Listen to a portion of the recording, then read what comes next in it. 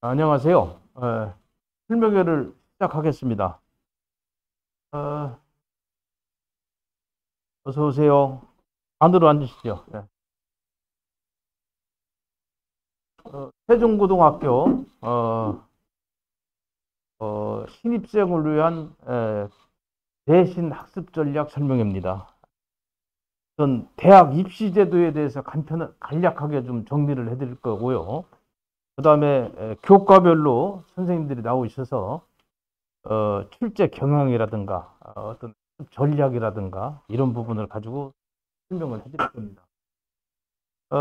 오늘 저희가 설명회가 아침 11시부터 중천고, 그 다음에 두루고, 그 다음에 국제고, 그 다음에 이제 세종고, 이따 7시에 이제 도담고 해서 오늘 5개 학교를 이렇게 설명회를 하고 있습니다. 저희들이 매년 이렇게 설명회를 시즌별로 해서 이렇게 매주 설명회를 하는데요. 설명회에서 요점은 그때그때 현안 문제가 있기도 하지만 대학 입시 제도가 워낙에 복잡하고 또 수시로 변화가 있기 때문에 그런 부분들을 중심으로 해서 이렇게 설명회를 하고 있습니다. 입시 제도나 입시 정보에 대해서 얼마만큼 정확하게 알고 계시느냐에 따라서 우리 아이들의 입결이 이렇게 상당히 또 달라질 수도 있기 때문에 가능하면 저희가 그런 정보를 정확하게 전달하기 위해서 많이 노력을 하고 있습니다. 이제 세종에서도 뭐 세종고를 비롯해서 국제고도 있고 하지만 일반고에서도 이제는 많은 학생들이 굉장히 좋은 입결을 가지고 있습니다. 금전에 우리 학원에서도 종천고 3학년 학생이 연세대학교 의과대학을 이렇게 합격을 했습니다. 물론 저희 학원뿐이 아니라 다른 학원들에서도 또 다른 학교들에서도 의대, 뭐 약대, 서울대 이렇게 많이들 보내고 있습니다. 결론적으로 이제 세종도 그 학력 수준이 굉장히 높아졌다. 학습력이 향상됐다. 그래서 좋은 학교들을 많이 가고 있다. 이렇게 보시면 되겠고요. 뭐 잘 아시겠지만 세종고등학교 같은 경우는 그런 전국 단위 선발 학생들이 있어서 특별하게 입결이 좋다. 이렇게 보시면 됩니다. 오늘 이런 설명회를 통해서 얼마만큼 뭐 1학년 중간고사부터가 중요한가, 그 다음에 어떻게 또 3년 동안을 관리할 것인가, 이런 것을 가지고 우리 선생님들이 이렇게 순서대로 나오셔서 이렇게 설명을 드립니다. 우선은 입시 제도에 대해서 또 설명이 있을 것이고요. 저희 학원을 간단하게 소개를 드리면, 저희 학원은 2017년도 12월 28일 날 세종에 내려와서 개강을 했습니다. 저희들이 한 일은 세종의 그런 입결을 보고서 무엇보다도 그런 퀄리티가 좀 있는 교육 서비스를 제공을 해야 되겠다 해서 그래도 대치동이나 목동에서 명성이 있는 선생님들로 이렇게 모셔와서 강좌를 열었고요. 그 다음에 아직까지도 이렇게 논술이라든가 수리논술, 입시 전반에 거친 컨설팅에 이르기까지 이런 토탈 솔루션이 세종에서 제공될 수가 없어서 저희들이 그런 학원을 만들겠다 해서 입시전략연구소도 만들고 해서 이렇게 운영을 하고 있습니다. 지금 많은 학생들이 컨설팅을 통해서 또 강좌를 통해서 학습력이 증진되는 것을 저희들이 몸소 이렇게 경험을 하고 있습니다. 세종고 국제고도 저희들이 소수지만 그래도 반을 지속적으로 유지하는 것은 그 학생들도 뭔가 필요한 부분들이 있을 것 같아서 저희들이 이렇게 소수라도 강좌를 열어서 이렇게 운영을 하고 있습니다. 실제로 지금 보면은 점점 해를 갈수록 세종고 국제고 학생들이 우리 학원에 많이 이렇게 의존들을 하고 있어요. 오늘 선생님들 그런 설명을 들으시면서 좋은 정보들을 가지고 우리 아이들을 관리하는데 이렇게 도움이 되셨으면 바랍니다. 제가 인사를 간단히 마치고요. 저는 입시 전략에 대해서 우리 조승국 입시전략연구소 소장님을 모시고 이렇게 너무 많네요. 저는 그 메이저급 재종반에서 15년 동안 국어를 강의했고요. 그 학원에서 입시 컨설팅까지 담당하고 있었는데요. 설명 너무 많이 했습니다. 작년에도 많이 하고 올해도 많이 하고요. 외부에서. 근데 원래 설명회를 하면은요. 거의 한 1시간 반에서 한 2시간 걸립니다. 다른 지역에서는 그렇게 했는데 이번 경우 같은 경우에는 뒤에 각 과목 그 설명회가 따로 있어서 좀 빠르고 핵심만 보고 넘어갈게요. 더 자세한 얘기가 돼야 되는데 더 자세한 얘기는요. 궁금해 하셔야 되고요. 그리고 학원에 꼭 문의를 주세요. 그러면 제가 1대1로 더 많은 더 자세한 설명을 드릴 수 있을 거예요. 자, 넘기시면 대학 입시 구조가 이게 전체입니다. 바뀔 수 없어요. 설사 올해 바뀐다 하더라도 4년 예고제로 되어 있습니다. 따라서 지금 현 예비 고1 학생한테는 바뀐 수능이 적용이 될 수가 없어요. 바뀌더라도 4년 후에 적용이 되는 거니까요. 그러면 뭐 잘 아시는 부모님들도 계시겠지만 이게 대학에 입학하는 전체 구조라고 보시면 될 겁니다. 여기 보시면 자, 수시와 정시라는 게 있죠. 자, 수시 전형이 있고 정시 전형이 있는데 이걸 구분하는 기준은 수능이라고 보시면 될 거예요. 수능 이전에 모집하는 게 수시, 수능 이후에 모집하는 게 정시 전형이죠. 자, 수시는요, 다시 학생부 위주 전형과 논술 위주 전형, 그 다음에 실기 전형이 있는데요. 실기 전형은 예체능 학생들한테 해당되는 거니까 좀 제외를 시킬게요. 여기 말이 실기라고 되어 있지만 사실 서울권에 있는 예체능 대학은요, 다 성적으로 바뀌었습니다. 지방대만 실기가 남아있다고 보시면 될 거예요. 그러니까 과거에 워낙 유명하니까요. 홍대는 미술에서 굉장히 유명하죠. 그런데 홍대마저 수시 전형에서 실기 전형을 폐지한 상태입니다. 성적으로 뽑습니다. 성적. 왜 그러냐? 홍대 미술에 지원을 한다. 미대에 지원한다. 기본적으로 미술에 관심이 있겠죠. 그리고 그림을 그릴 줄 아는 학생이겠죠. 부족한 부분은 대학에 들어와서 지도하겠다. 근데 문제는 성적이 안 되는 학생들을 모집하다 보니까 실기로만 뽑다 보니까 미술사라든가 아니면 미술과 관련된 수업을 따라오지를 못해요. 애들이. 그러니까 홍대에서 아예 실기 전형을 제외시켰습니다. 요즘은 예체능도 성적으로 뽑습니다. 디자인과에서 완전히 떠있는 국민대마저 실기를 보려면 수능 성적 2등급을 받아오라고 요구하고 있습니다. 2등급을 받으면 그러면 실기 전형에 참여할 수 있게 되는 거죠. 만약에 수능에서 2등급을 받지 못한다면 아예 실기 전형, 다시 말해서 실기를 볼 수 있는 자격이 부여되지 않아요. 그만큼 성적이 중요해진 거죠. 자, 여기 논술은요. 고1 학생들한테는 대상이 아니고요. 고등학교 3학년 학생들, 중위권 학생들, 마지막 희망이 있죠. 논술로 대학 갈 수 있는 방법이 있죠. 물론 쉬운 일은 아니겠지만요. 그래도 희망은 있다는 거죠. 중위권 학생들한테. 모집 한 4% 모집하고 있습니다. 그렇다면 지금 우리 학생들한테 지금 해당되는 것은 수시 중에서 학생부 위주 전형인데요. 학생부 위주 전형은 학생부 교과와 종합이 있죠. 자, 학생부 교과라는 건 뭐냐면 그냥 3학년 1학기까지의 내신 평점이라고 보시면 될 겁니다. 총 10번의 시험, 3학년 1학기까지 학교에서 10번의 시험을 보겠죠. 3학년 2학기는 반영이 안 되고요. 그러면 그 10번의 시험에 평균 등급이 매겨져요. 그 평균 등급을 가지고 지원을 하는 건데 궁금하신 건 이거잖아요.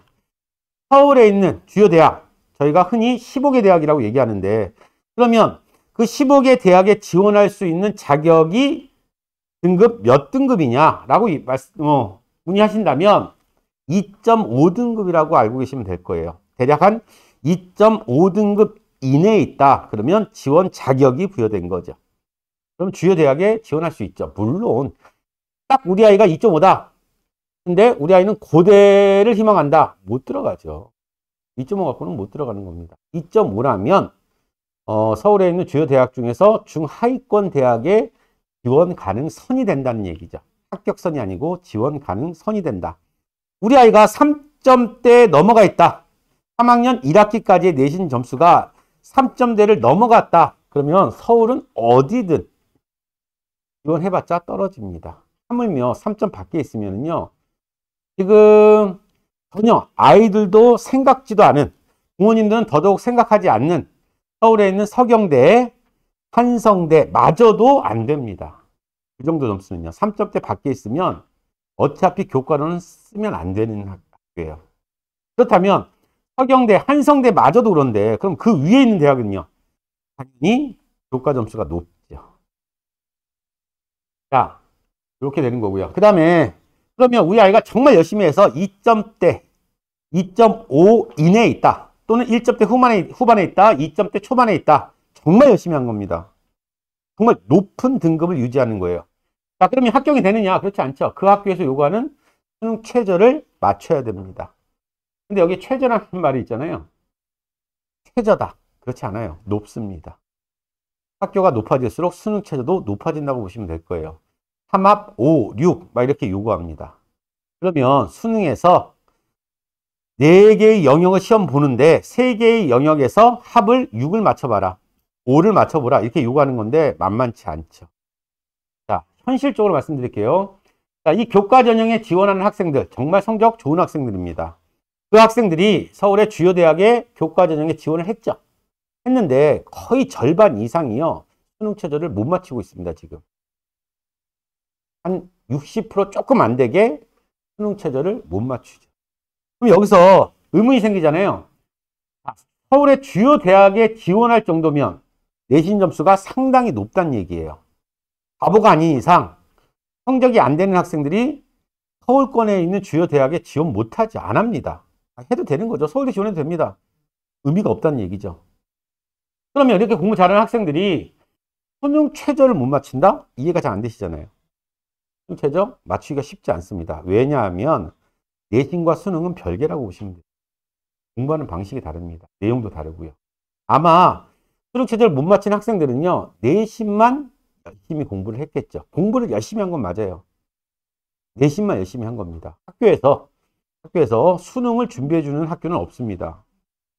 어느 고등학교도 내신은 수업을 해주지만 수능 수업을 해주는 학교는 존재할 수가 없죠. 그러면 수능을 공부하기 위해서는 어떻게 해야 되느냐? 어쩔 수 없어요. 사교육 죽여야 되는데 수능을 준비하기 위해서는 사교육을 받지 않으면 불가능한 겁니다. 어쩔 수가 없죠. 학교는 당연히 교과서에 있는 내용을 지도하지 수능을 가르쳐주면서 교과서를 버리진 않죠. 당연히 교과서로 수업을 하죠. 교과서에 있는 내용은 수능이 안 나오는 겁니다. 자, 그러다 보니까 내신 잘하는 학생들 중에 수능 최저를 못 맞추는 학생들이 너무 많다는 얘기죠. 자, 서울에 있는 대학 중에서 한양대는요, 유일하게 딱 하나밖에 없습니다. 한양대만 수능 최저가 없어요. 그러다 보니까 이 학생부 교과에서요, 한양대의 교과에 지원한 학생들, 합격생들의 내신 평점을 보면은요, 1점대 극초반에 있습니다. 엄청나게 높아요. 1.2, 1.3 이런 학생들이 한양대 교과 전형에 합격이 되고 있죠. 엄청난 점수입니다. 그 정도면. 1등급을 단 한 번도 벗어난 적이 없다는 얘기잖아요. 그러니까 전교권에 계속 있었다는 얘기인데, 그러면 예를 들어서 1.2 정도의 내신 성적을 가지고 있다. 사실 한양대 지원하면 안 되죠. 의대 지원할 성적입니다. 의대. 시대, 의대, 약대를 지원할 수 있는 성적대라는 거예요. 1.2 정도면. 근데 평균이, 한양대 평균이 1.3 이내에 잡혀 있어요. 평균이. 그러면 그렇게 우수한 학생들이 왜 의대, 약대는커녕 연고대를 지원하지 않고 한양대를 지원하느냐? 아는 거죠. 학생들은 아는 겁니다. 그렇게 많은 모의고사를 통해서 자기 성적을 아는 거죠. 다시 말해서 그 학교에서 수능 최저가 모두 있는 대학인데 그 대학에서 요구하는 수능 최저를 맞힐 자신이 없는 겁니다. 경험을 해봤으니까. 그렇다면 그럼 포기해버리는 거죠. 그리고 한양대 지원해서 합격하자라고 하는 거죠. 그런 학생들이 한양대에 몰리고 있는 겁니다.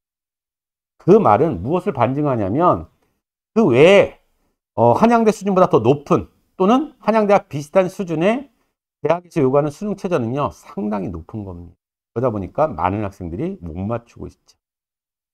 이게 학생 교과가 되는 거고요. 한 가지 더 말씀드리면 2.5 정도는 돼야 되는데 3등급이 될 수도 있잖아요. 저는 고1 학생들한테 정말 간절하게, 그것도 정말 반복해서 얘기를 해요. 양보하고 양보할 수 있다. 양보하더라도 무조건 4등급 이내는 있어야 된다. 3등급에서 4등급 이내는 있어야 된다. 만약에 4등급이 벗어나 버리면 답이 없어요, 이제. 2학년 때 머리 싸매고 잠을 안 자고 공부해도 불가능한 겁니다. 절대로 불가능해요. 어느 정도 불가능하냐면요.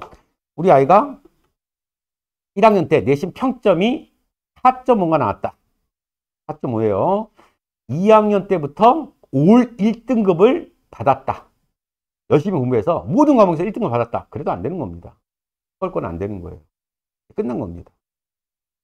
따라서 4등급 이내에는 있어야죠.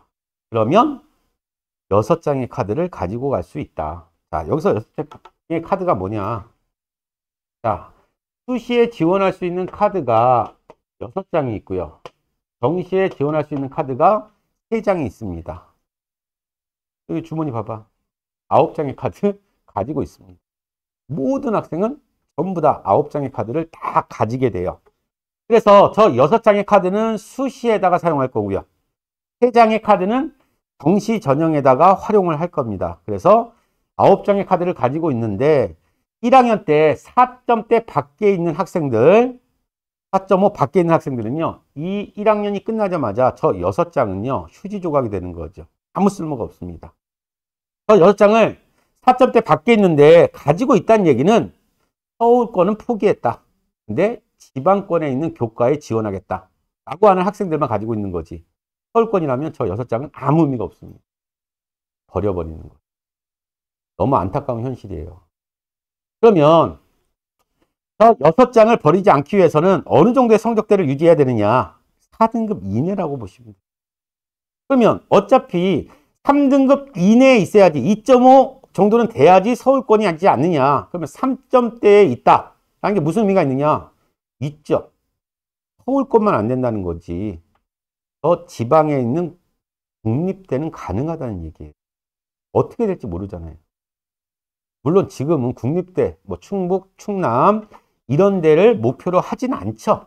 해서도 안 되고요. 하지만 현실을 말씀드리면 1학년 때 상담을 해보면 전부 다 뭐 서울대, 연고대는 엄청나게 많고요. 이름만 대면 아는 대학들 다 얘기합니다.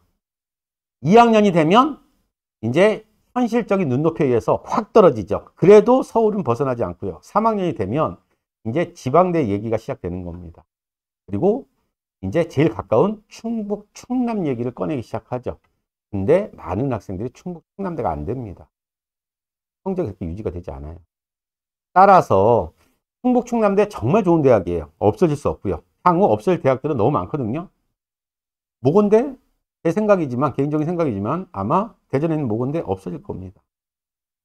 그게 10년 아니냐, 20년 아니냐지 아무튼 없어질 겁니다. 이 지방에 있는 4년제 대학들, 없어질 학교들 엄청나게 많아요. 벌써 많이 없어졌고요. 통폐합시키던가 아니면 사라지던가. 경북대 또는 충북대, 충남대 절대 사라지지 않고요. 또 아시는지 모르겠지만 지방대 육성법에 의해서 그 국립대 출신들은 대기업에서 의무적으로 반드시 뽑아야 됩니다. 뽑게 돼 있어요. 국립대 같은 경우에는. 따라서 충북, 충남대 정도를 노릴 수 있다는 성적대가 3점대란 말이에요. 그러니까 버리지 않는 거죠. 4점대면 충북, 충남도 안 됩니다. 충북, 충남이 워낙 낮아졌기 때문이죠. 경북대 아시죠? 부모님들은.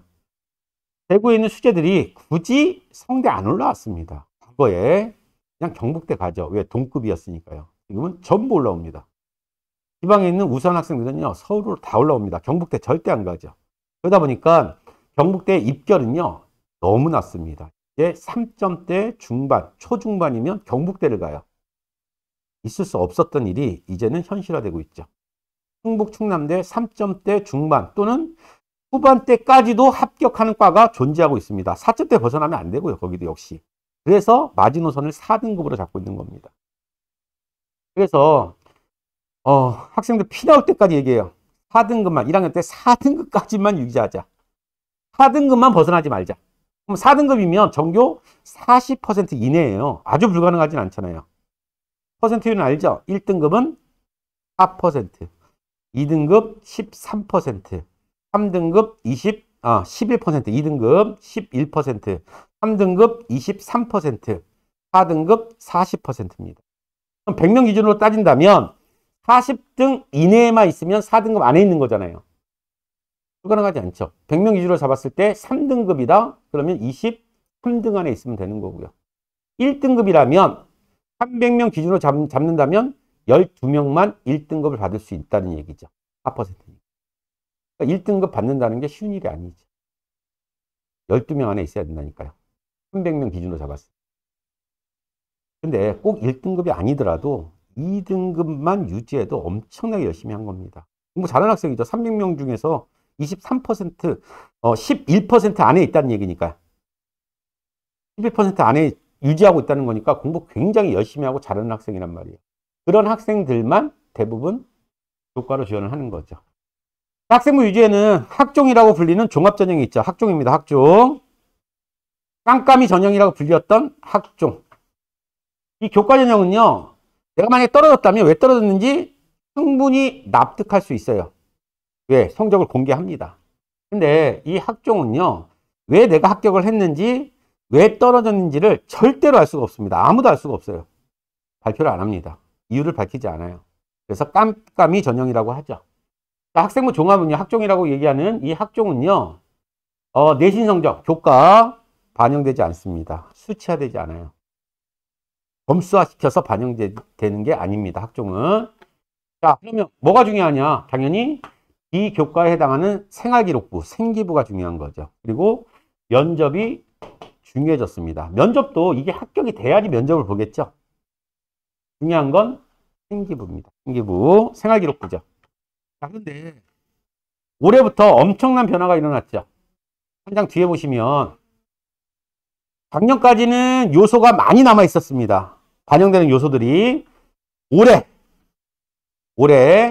학종에서 반영되는 요소는요, 전부 다 폐지입니다. 전부. 수상 실적 반영되지 않습니다. 수상 실적. 자, 외부에 학교 밖에 수많은 대회가 있었죠. 글 잘 쓰는 사람들은 글쓰기 대회 나가면 되고요. 로봇에 관심 있는 사람들은 로봇 대회 나가서 상 받고요. 다양한 게 있잖아요. 자기가 관심이 있는 부분이 있었다면 그 대회 나가서 수상을 합니다. 그러면 그 수상 실적은요, 굉장히 중요한 요소였어요. 폐지됐습니다. 자율동아리 폐지됐죠.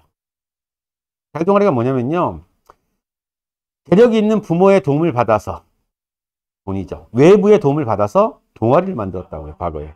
그래서 동아리장이 되어 이끌어가는 척을 했죠. 돈이 많이 듭니다. 근데 입학사정관들은 굉장히 좋아합니다. 근데 폐지됐죠. 리더십 같은 게 있는 거잖아요. 동아리를 우정한다. 리더십이 있는 학생이죠. 근데 폐지됐죠. 자, 개인적 봉사활동 반영되지 않습니다. 학교 밖에서 봉사활동 몇 시간을 하든 전혀 기재되지 않습니다. 독서 엄청나게 중요했죠. 가장 좋아했던 게 입학사정관들이 학종에서 제일 좋아했던 게 독서였습니다. 독서. 책, 논문. 도민이 이걸로 들어간 거잖아요. 도민이 이걸로 들어간 겁니다. 학종에서 요 논문을 많이 썼기 때문에 TV에 많이 보셨잖아요. 이걸로 들어간 겁니다. 근데 폐지됐죠. 자, 자기의 약한 부분, 약점을 보완할 수 있었던 자기소개서 완전히 폐지됐죠. 참 많이 써줬습니다. 비용 받고요. 자기소개서 엄청나게 써줬습니다. 학생 수준에 맞게요. 입학사정관들이 누가 대필했는지 모르게 전부 폐지됐죠. 교사 추천서 폐지됐습니다. 더군다나 학종에서는요, 이 학생이 어느 학교 출신이냐, 가사고냐, 특목고냐, 과학고냐, 일반고냐 알 수 없죠. 학교 이름이 전부 다 빠집니다. 자, 그러면 이해가 안 되시지 않나요? 그럼 모든 요소가 올해부터 전부 폐지됐다. 그럼 입학사정관들이 학종에 지원하는 학생들을 변별해서 합격시켜야 되는데 볼 요소가 하나도 없습니다.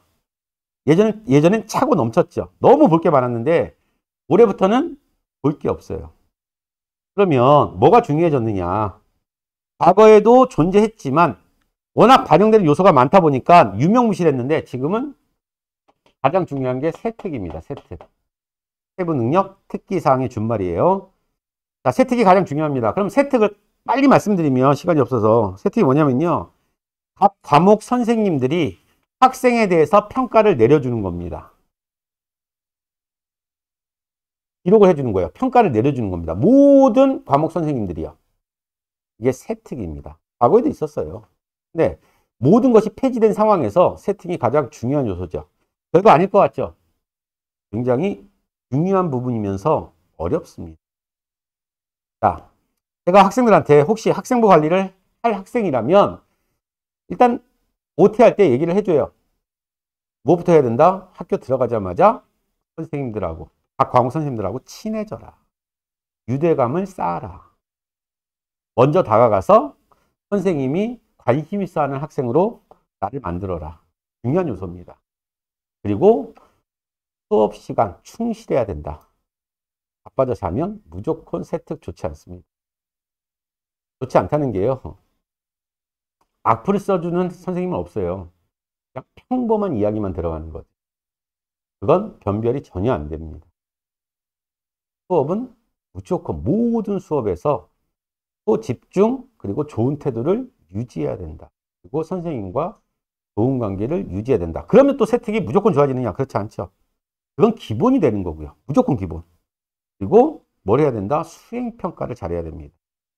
각 과목 선생님들이 중학교 때도 했잖아요. 수행평가를 내줍니다. 또는 뭐 어떤 소그룹을 만들어서 발표를 시키죠. 그걸 잘해야 되는 겁니다. 특히 수행평가에서 뭐 조사해 와라. 그러면 아마 거의 100명 중에 95명은 인터넷에서 뒤져가지고 짜집기 합니다. 그건 혜택이 나올 수가 없어요. 근데 그 중에 극소수는요, 정말 선생님이 요구하는 거 플러스 거기에 양질의 내용을 첨부합니다. 제가 그 세특 한 장씩 한번 드린 것 같은데 꼭 한번 참고해 보세요. 이 학생이 실제로 한 겁니다. 선생님들이 절대로 창작으로 써주지 않아요. 이 정도의 세특을 만들었다는 건 정말 노력 많이 한 겁니다. 근데 일반고에서 이렇게 세특 관리하기가 쉽지 않죠. 세특이 중요하다. 근데 이렇게 말씀드릴까요? 한 수천 장의 생기부를 받습니다. 컨설팅 하면서. 근데 특목고 자사고가 아닌 상황에서, 특목고 자사고는 좀 달라요. 근데 일반고에서 내신 성적이 그렇게 좋지 않아요. 그러니까 교과에 지원할 성적이 안 되는 거죠. 그런 학생이 일반고에서 요 생기부가 엄청나게 화려하더라. 야, 이 생기부만 가지고 어떻게 해볼 수 있겠다. 라는 학생 수천 명 중에 단 한 명도 본 적이 없습니다. 단 한 명도요. 기적 같은 생기부를 볼 수 있을 줄 알았는데 지금까지도 없습니다. 그럼 이게 뭘 얘기하느냐. 내신이 좋은 학생이 좋은 생기부를 가져간다는 거죠. 연동되는 겁니다. 내신 성적 안 좋아요. 내신 성적 왜 안 좋을까요? 공부 안 하는 거죠, 사실. 공부했는데, 내가 정말 머리 싸매고 공부했는데, 내신 성적이 안 나오더라. 뭐, 그럴 수 있겠지만, 쉽지 않은 일이죠, 그게. 그럼 그렇게 안 하는 학생이 생기부 관리를 한다고요? 머리 싸매고 생기부 막, 수행평가 막 해내고, 그럼 공부했겠죠. 대부분, 교과 점수가 안 나오는 학생들도 생기부 관리를 제대로 안 합니다. 잘 안 하죠. 아까 말씀드린 대로, 과제니까 그냥 인터넷 뒤져가지고 대충 써가지고 제출하는 겁니다. 그러니 혜택이 좋을 리가 없죠. 또 교단에 있는 저희 동기, 대학 동기들한테 물어보면 거의 다 국어 선생님인데 그러면 교무회의 일주일에 한 번씩은 반드시 하잖아요. 그러면 각 반의 담임 선생님들한테 우수한 성적 학생들 생기부 신경 쓰십시오. 교감, 교장이 얘기를 성적 좋은 학생들 생기부 관리 좀 신경 써주세요. 좀 해야죠. 생기부 관리 해야죠. 그래서 고등학교 3학년이 되면 수시 기간이 되면은요. 학생부 교과 6장 쓰고 또는 여기에 6장 쓰는 사람 거의 없습니다. 일부를 제외하고는 나누죠. 교과에 3, 4장. 여기에서 뭐 두세 장, 세네 장 이렇게 나눠버리는 겁니다. 그렇게 해서 교과와 종합을 이렇게 분리시켜서 6장을 활용하는 거예요. 한쪽으로 물지 않아요. 왜냐하면 내신 좋은 학생들은 생기부도 상대적으로 좀 좋은 편입니다. 기본적으로 생기부를 관리하려면, 세특을 관리하려면 내신은 제가 말씀드렸죠. 학종에서는 수치화되는 건 없어요. 점수화 시키지 않습니다. 대학에서. 하지만 요 내신 성적이 대학에 넘어가는 겁니다. 그러니까 입학 4년간들이 이 학생의 성적, 이게 3점대니까 점수 요만큼 줘야 된다. 2등급 이만큼 줘야 된다. 이렇게 되지는 않고요. 입학 4년간들이 성적을 볼 수 있는 거죠. 볼 수 있는 겁니다. 근데 혜택도 좋지 않지만 내신이 4등급, 5등급, 6등급에 있는 학생들이에요. 별 관심이 없죠. 생기부 다 읽어보지도 않습니다. 엄청나게 많은 뭐 생기부가 들어올 텐데 1대1의 경쟁률은 존재하지 않을 거 아니에요. 수십 대 1, 수백 대 1인데 입학 4년간들이 그거 몇 번 읽어보고 그냥 넘겨버리죠. 무조건 탈락되는 겁니다. 따라서 자, 학종을 노린다. 즉 세특, 생기부를 조금 채우겠다. 그럼 기본적으로 내신이 돼야 됩니다. 내신 관리를 하셔야 돼요. 교과는 압도적으로 내신이 중요하고요. 학종, 반영 안 된다고 하던데요. 생기부 관리하면 된다고 하던데요. 주위에서. 맞는 얘기죠. 근데 생기부 어떻게 관리하냐고요. 뭘로 관리하냐고요. 내신이 돼야지 생기부가 당연히 좋아지고, 내신을 한다는 얘기는 성실한 학생이고요. 그 학생이 내신 반영률이 또 있으니까 수행평가 같은 것도 내신에 반영되는 거잖아요. 그러다 보니까 정말 열심히 하죠. 그런 학생들이 생기부가 예쁘게 채워지기 시작하는 거죠. 자, 이게 학생부 위주 전형이라고 보시면 될 거예요. 자, 그런데 1학년 때 내신 끝나고 나서 보니까 4점대를 넘어가 버리더라. 40% 이내에 내가 못 들었다. 절반 밑에 있더라. 그럼 이제 2학년이 되는 순간 학생들은요, 심각한 고민을 하기 시작하죠. 이제 내가 1학년 때 너무 관리를 안 했구나. 근데 서울에 있는 대학에는 가고 싶은데 어떻게 할까? 그러면 정말 어떻게 할까가 아니라 이건 방법이 없는 겁니다. 이제 수신 끝난 거예요. 6장은 찢어야죠. 찢을 수밖에 없죠. 그러면 이제 정시 쪽으로 생각을 바꾸는 거죠. 1학년을 마치고 나서 2학년이 되는 순간 정시 쪽으로 생각을 바꿉니다. 그러면 왜 많은 학생들이 또 정시 쪽으로 생각을 바꾸느냐? 수시는요, 55% 정도를 모집하고요. 정시는 45% 정도를 모집합니다. 다시 말해서 엄청나게 많은 인원을 뽑죠. 정시가 20%도 안 됐습니다, 과거에. 그런데 얼마 안 됐잖아요. 의무적으로 서울에 있는 대학만이에요, 이것도. 지방대는 이런 퍼센트율이 없고요. 강제성이 없고, 서울에 있는 주요 대학은요, 15개 대학은 반드시 정시 전형에서 40% 이상을 정시 전형으로 모집해라 라고 의무화되어 있습니다. 그러면 부모님들이, 잘 모르시는 부모님들이 보시기에도 수시가 망했다, 더 이상 기회가 없다. 근데 정시는 엄청나게 많은 인원을 뽑는다. 따라서 서울에 있는 대학에 가려면 이제 정시로 바꿔야 되겠다. 부모님도 그렇고요. 학생들도 그렇게 생각합니다. 엄청난 착오죠. 잘못된. 여기에 착시 효과가 나타나는 겁니다. 숫자의 착시. 일단 정시는 수능만 가지고 대학 들어가는 거예요. 수능만 잘 보면 됩니다. 전교 꼴찌를 하더라도 수능만 잘 보면 정시 전형에 연고대, 서울대뿐만이 아니고 모든 대학에 다 잘 들어갈 수 있습니다. 수능만 잘 보면. 자, 근데 이것도 또 바뀌었죠. 앞으로도 계속 바뀌어 나갈 것 같아요. 자, 작년에 서울대가요, 정시 전형에서 내신을 20% 반영했습니다. 올해는 고려대가 동참했죠. 고려대도 정시 전형에서 내신을 20% 반영합니다. 20%라는 요 비율 중요하지만 일단 20%를 떠나서요. 자, 정시 전형에서 내신을 반영한다. 예를 들어서 서울대에서요, 너희들 아무리 수능 잘 봐라, 잘 봐도 내신이 어느 정도 받쳐주지 않는다면 서울대는 들어올 수 없다라고 요구하는 거예요. 내신 관리 해라. 어느 정도까지는 해놔라. 서울대 정시 전형에 서울대 지원했다면 수능 얼마나 잘 본 학생이겠어요. 전부 정말 미세한 차이로 당락이 결정될 겁니다. 서울대라면. 그런 상황에서 내신을 20% 반영한다? 그러면 내신 관리가 잘 안 돼 있는 학생들은요, 절대로 합격할 수가 없죠. 합격할 수가 없습니다. 고려대 역시 마찬가지죠.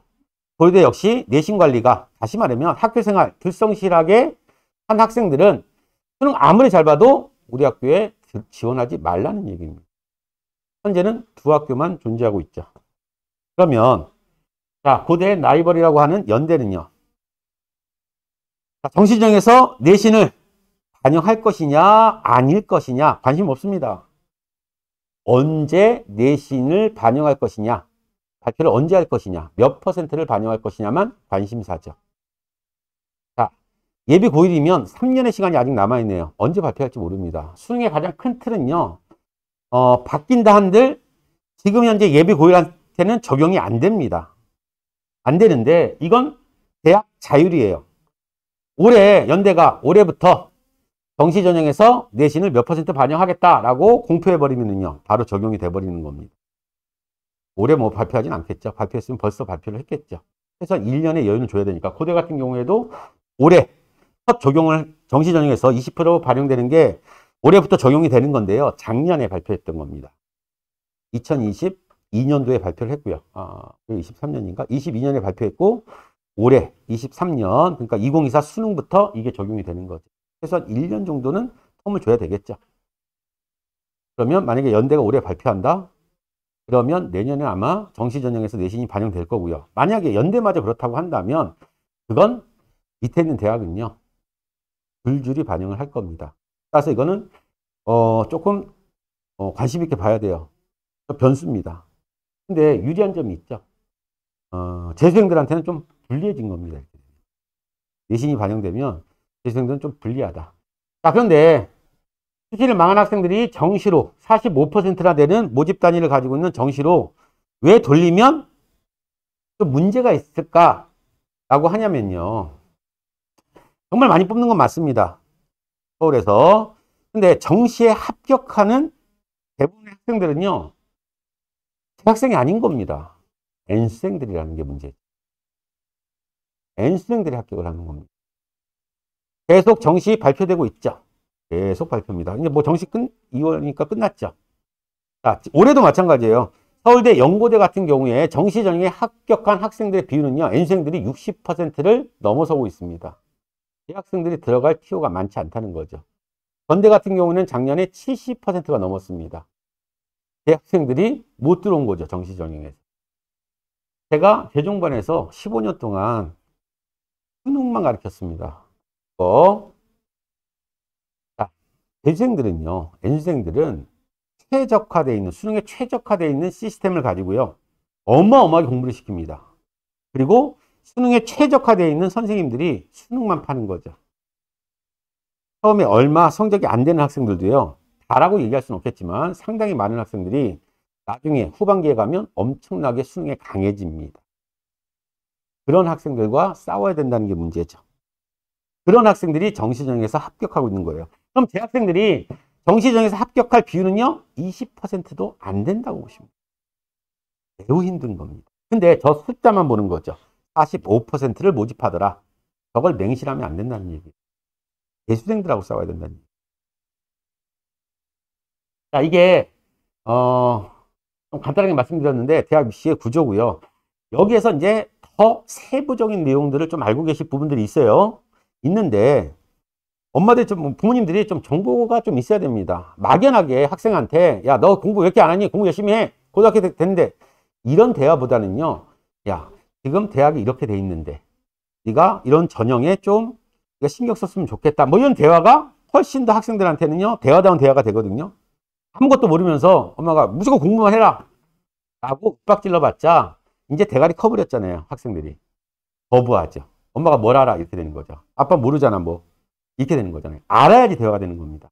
따라서 지금 뭐 마무리 지을 텐데요, 궁금한 점이 반드시 있어야 되고요, 많은 정보를 얻으셔야 됩니다. 따라서 궁금한 점이 있으시면 꼭 학원에 전화를 하셔서요, 저하고 대면해서 더 세부적인, 더 자세한 이야기를 알고 계시는 게 훨씬 좋습니다.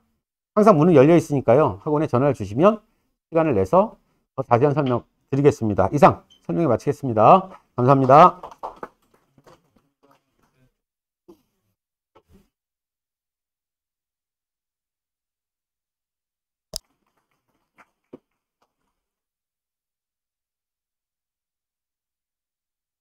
네, 안녕하세요. 세종고등학교 담당할 유인이라고 합니다. 일단은 좀 이제 설명회가 계속 이어지다 보니까 저는 최대한 이제 포인트 있게 좀 가고 싶어요. 그래서 일단은 컨텐츠 구성 이렇게 돼 있다라는 설명을 드리고요. 첫 번째에서 일단은 이제 어떤 메시지에 포커스를 맞추시면 좋냐라고 하는 걸 먼저 알려드리면은 작년에 어떤 그 세종고 유형에서 일단 당연히 이제 특징적인 것도 있지만 도대체 어떤 포인트에서 아이들이 어려웠는가 그거 위주로 보시면 될 것 같아요. 두 번째로는 이제 세종고등학교 이제 내신 준비할 때 물론 이제 적합성이라는 것도 이제 따라가지만 제가 하는 설명이다 보니까 저는 어떻게 이제 대응할 것인지 그래서 구체적으로 액션 플랜이라고 이제 뭐 거창하게 얘기하긴 했는데 당장 3월 달부터 저는 어떤 계획을 갖고 어떻게 실현해 나가겠다. 이 두 가지 이제 이 세 가지 포인트를 가지고 접근을 한번 해볼 건데요. 지금 이제 가지고 계신 핸드아웃 중에서 그 대입 전략 설명회 말고 이제 뭐 내신 자료 샘플이라든지 또 이제 뭐 수강 후기 이런 것들은 제가 이제 별도로 좀 드리는 거예요. 여기 일일이 다 안 보이실 거기 때문에 그런 거 이제 조금 필요할 때마다 보실 준비하시면서 들으시면 더 좋을 것 같습니다. 본격적으로 한번 시작해 보겠습니다. 특징적 문항 일단은 이제 맨 첫 번째 거 같은 경우에는 보시면 알겠지만 난이도 상으로 설정한 서술형 6번입니다. 이게 일단 출처가요. 출처가 22년 수능 34번이었거든요. 근데 이제 그 학교 선생님 중에서 안혜수 선생님이 계신데 그분께서 이제 통상적으로 이제 16에서 18지문 정도를 추가 자료를 주십니다. 그래서 요거 같은 경우 2022년 수능 34번 지문이었는데 요걸 어떻게 해결하라고 한 거냐면 여기가 지문에 해당하는 건데요. 요 지문을 읽은 다음에 요 보기에 지금 단어들이 조합되어 있잖아요. 요거를 가지고 완성문의 나머지 형태에 대해서 이제 말하게끔 되어 있거든요.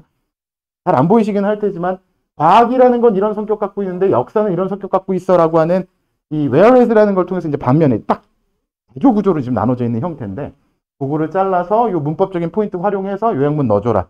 이렇게 된 건데 요약문을 완성하는 데 있어가지고 별다른 규칙을 딱 명확하게 주고 있지 않고 요약문을 완성하라는 포인트가 되다 보니까 어려웠던 포인트에서 원래 이제 34번 수능 같은 경우에는 빈칸 추론이었는데 이게 이제 지금 요약문의 형태로 바뀌어 있고 두 번째 같은 경우에는 문법적 규칙이라고 하는 거를 이제 자기 스스로 좀 파악을 해줘야 되거든요. 근데 여기서 사실은 가장 좀 극악이었던 게 뭐냐면 부분 점수라는 걸 주지 않아요.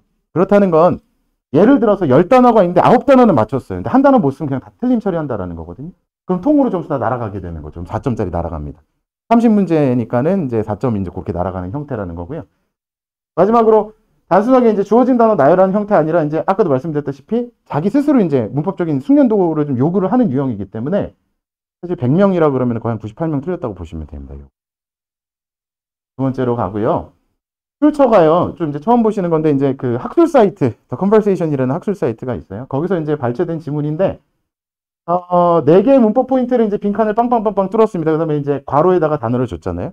여기서 이제 소위 말하는 분사라고 하는 개념을 어떻게 변형해 줄 것인가. 근데 이것만 가지고 처리하라 그러면은 뭐 세종고 학생들이 뭐 크게 어려웠다고 보기는 어려운데 문제가 뭐냐면 원래 이 학술 사이트에 주어져 있는 내용 외에 추가하고 빼고 조금 이제 문법적으로 변형한 것들이 좀 있어요. 그래서 이미 어느 정도 제공이 됐던 자료기는 하지만 시험 현장에 갔을 때 또다시 그 변형 포인트라든지 이런 걸 좀 습득하지를 못했으면은 당황을 조금 하게 되어 있는. 그러니까 앞에 문제도 그렇고 지금도 그렇고 단순한 형태로는 좀 대응하기가 뭐 물론 이미 알고 계시겠지만 세종고는 특히나 조금 제한이 많이 크다라는 거고요. 이 마지막 포인트도 또 마찬가지인데 서술형 6번이랑 마찬가지로 앞에 거랑 마찬가지로 부분 점수 없습니다. 4개 중에 하나만 틀리면 닫아가게 되어 있습니다. 그런 구조라는 것도 보시면 될 것 같아요. 그 다음으로 넘어가면요. 요거 뭐 난이도 중상 정도로 일단 하기는 했거든요. 근데 학생들마다 좀 차이는 좀 있는데요. 일단 먼저 보시면은 타 지역 이제 자율이나 사립고등학교들이 흔히 어떤 형태로 문제를 내냐면 놀라지 마세요. 여기서부터 여기까지가 교과서 다 지문입니다. 그러니까 보통 교과서 1과 그러면 본문 1, 2, 3, 4, 5 많으면 6 이렇게까지 나눠져 있는데 본문 1에서부터 거의 한 2 중반 정도 되는 지문을 다 싹 다 몰아넣고요. 왜냐하면 아이들이 공부 열심히 하는 애들이 대부분이 세종고 같은 경우에는 어차피 교과서 내용 어렵지도 않거니와 수없이 많이 봤을 거기 때문에 웬만한 내용은 아이들이 다 알고 있거든요. 그것도 학교 선생님이 알고 있어요. 그러니까 이걸 다 한 번에 준 다음에 글의 내용이랑 일치하는 걸 먼저 판단해라라고 5개를 줬거든요. 근데 각각의 선택지도 지금 내용 자체가 꽤나 길어요. 그러니까 시간 소모 자체를 일단 많이 쓰게끔 유도를 하고 있고 두 번째 이제 이런 표현 좀 그렇지만 굉장히 골 때리는 건 뭐냐면 내용이랑 일치하면서 어법상 옳은 걸 고르라는 거거든요. 이게 이제 세종고가 난이도 조절하는 조금 시사하지만 자주 쓰는 방식입니다. 그러니까 아이들은 이걸 읽을 때요. 내용에 대한 판단만 할 수가 없어요. 문법적으로 여기서 걸렸으면 어떻게 가야 되지? 완전한 문장일까 아닐까? 판단을 능동적으로 해줘야 된다는 얘기입니다. 그러다 보니까는 계속해서 지금 반복되고 있는 메시지는 뭐냐면 주어져 있는 형태 자체를 그대로 답습하는 거는 말 그대로 중학교 때 옛날에 끝났다는 얘기고 이제부터는 개념에 이제 몰두하지 말고 그 개념 자체를 자유롭게 조립하고 해체하고 이 능력이 굉장히 요구가 많이 되고 있어요. 그 다음에 여기 이제 단답형 같은 경우에도 조금 특이한데요. 여기 밑줄 쳐져 있는 게 잘 안 보이실 것 같아서 구두로 설명을 드릴게요. 가정법 문장의 실제 상황에 대해서 서술하라 그러거든요. 이게 무슨 말이냐면 가정법이라는 건 이제 그 어머님 아버님들 학창 시절 생각해 보시면 실제 반대 사실에 대한 얘기잖아요. 그걸 염두를 한 상태에서 가정법이랑 동일한 의미를 갖고 있으면서도 가정법이 쓰이지 않은 문장으로 풀어달라는 거예요. 그러니까 당연히 학교에서 어느 정도 대비는 했겠지만 학교에서는 사실 어려운 포인트를 좀 가져가게 되면은 여러 번 설명해 주지는 않거든요. 그러다 보니까 본인이 주어져 있는 단어를 가지고 또 필요할 때는 형태를 변형하기도 되어 있기 때문에 이런 어떤 분사라는 형태를 변형하면서도 동일한 의미를 가질 수 있게끔 조립을 좀 맞춰야 되는. 그러니까 사실 말로 해서 그렇지 저희가 이제 우리 모두가 학생이라고 생각하고 이걸 중간고사에서 딱 보게 되면요. 시간 소모가 상상 이상으로 들어갑니다. 이건 사실. 그거는 또 계속 이 얘기를 하니까 좀 그렇기는 한데 외워서 해결되는 영역이 아닙니다. 이거는 사실은. 그래서 세종고 유형 같은 경우에는 철저하게 좀 평상시 실력이라는 걸 매우 요구하고 있고 그걸 가지고도 갈라내려고 하고 있다라는 겁니다. 그래서 어쨌든 웬만한 걸 지금 설명을 좀 드렸기 때문에 좀 넘어가도록 하겠습니다. 중에 해당하는 건데요. 이거는 사실 난이도가 어려웠다기보다는 세종고만의 좀 참 특이한 형태 중에 하나라서 또다시 좀 소개를 드리는데 오른쪽에 있는 건 11번이고 왼쪽에 있는 거는 객관식 13번이에요. 근데 11번에 이제 문제를 대략적으로 읽어드리면 주어진 우리말을 올바르게 표현한 것의 개수를 고르세요 그랬으니까 영어 문장으로 매칭을 시킬 수 있어야 돼요. 근데 각각의 문장에는 주요한 문법적 포인트들이 들어가 있거든요. 그것까지 또 한번 걸러내야 됩니다. 그러니까 이제 앞에서랑 계속 이어서 이제 들으시다 보면 연결성이 생기거든요. 이 유형이 자꾸 뭘 물어보는지. 또 하나 13번 같은 경우에는 주어진 문장이 있는데 이 화살표로 표시한 이 밑에 문장으로 변형을 했을 때 옳으니 그르니 그걸 또 다시 물어보는 거거든요.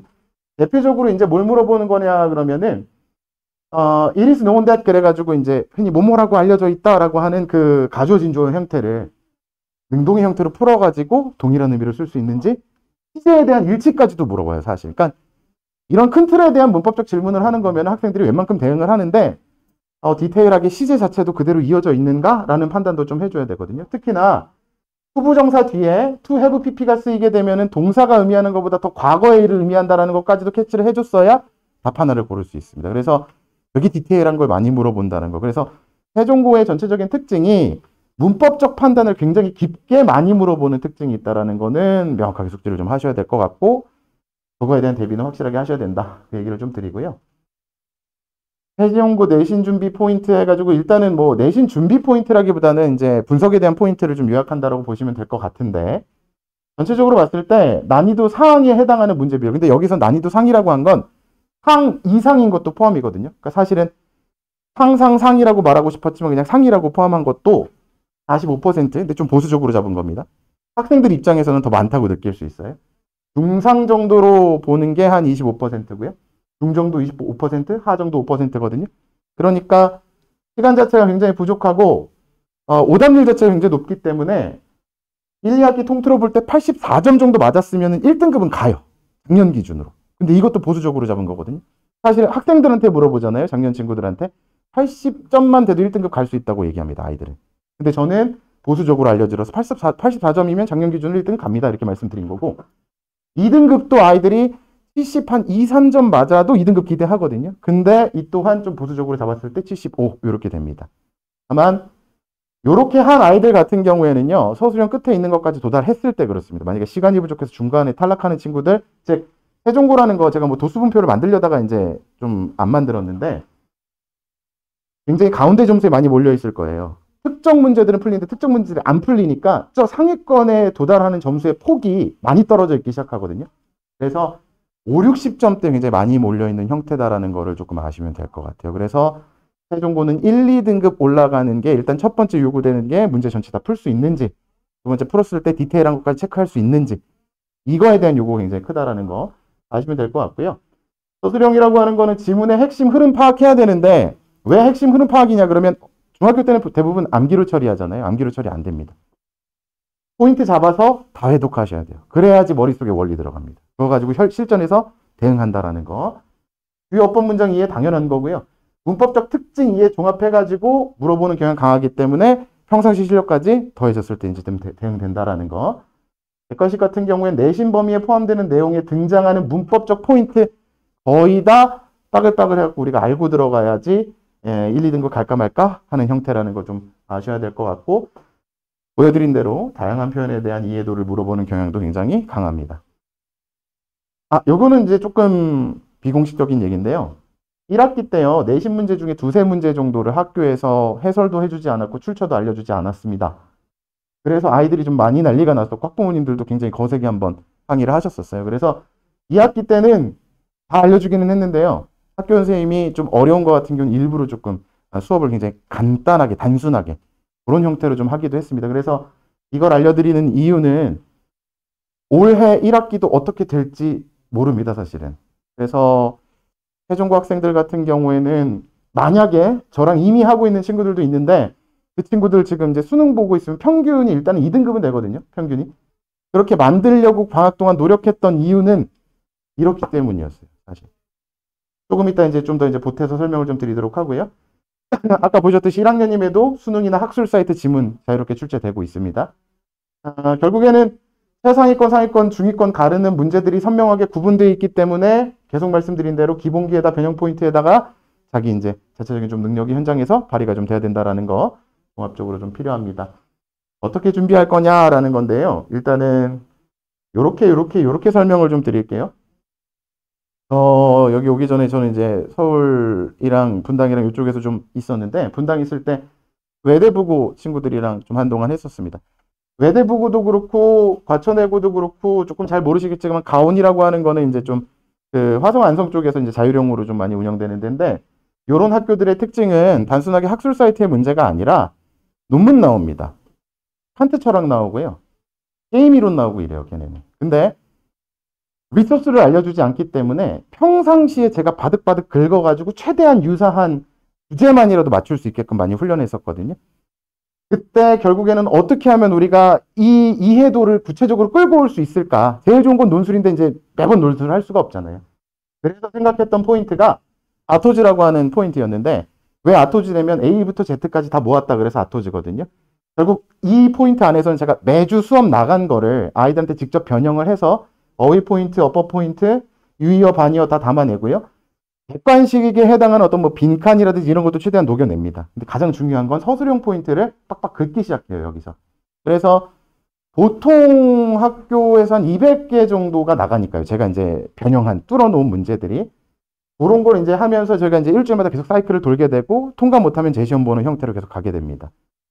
뿐만 아니라, 아토즈로 넘어가게 되면은 저희가 이제 실전 예상 문제를 가게 되거든요. 실전 예상 문제라고 하는 거는 보통 이제 30문제 정도가 학교 이제 문제라고 하면 저는 못해도 한 50에서 이제 80개 정도를 주게 되는데, 예측 포인트, 비슷한 유형에서 최대한 이런 유형으로 나오겠다 하는 것들 제가 거르고 걸러서 직전 보강 때, 내일이 영어 시험이라 그러면 오늘 직전 보강할 때 실전 예상 문제 가지고 풀어보고 모의고사 진행하는 형태가 됩니다. 그래서 적중성 같은 경우에는 그때 다르기는 한데요, 사실. 왜냐면 이게 뭐 제가 뭐 알고 하는 게 아니다 보니까 평균 값으로 말씀드리면 낮았을 때 한 35%고 많을 때는 한 65% 사이? 그 정도라고 보시면 되는데, 꼭 적합성이라는 게 똑같진 않더라도 비슷한 유형에 대한 반복된 훈련을 해오기 때문에 비교적 좀 변형에 대한 좀 능동적인 대응이 가능해진다라는 거 말씀을 드리고요. 가보면요. 네, 요거 같은 경우 일단은 제가 이제 종총고 설명회를 만들다가 이제 이게 사례가 들어가 있어서 종총고 걸로 들어가 있는데, 지금 핸드아웃으로 나눠드렸던 자료 중에서 내신 샘플을 보시면은 그게 제가 이제 그 내신에 대응하기 위해서 매주 나간 거를 변형하는 포인트가 되거든요.